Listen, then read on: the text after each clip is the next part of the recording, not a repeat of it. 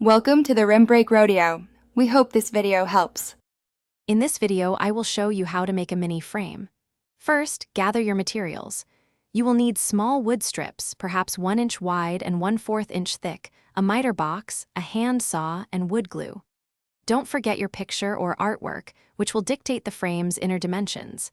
Having everything ready makes the process smooth and enjoyable.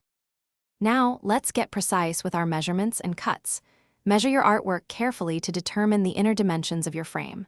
For example, if your picture is 4 by 6 inches, your inner frame will match that. Mark your wood strips for 45-degree miter cuts, ensuring each piece is slightly longer than the inner dimension to account for the miter. Cut 2 pieces for the length and 2 for the width.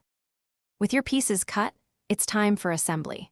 Apply a thin, even layer of wood glue to each 45-degree miter joint. Carefully press the corners together, making sure they align perfectly to form a 90-degree angle.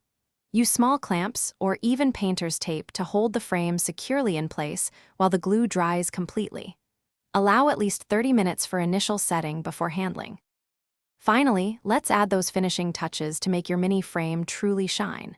Once the glue is fully dry, gently sand any rough edges to achieve a smooth, professional feel.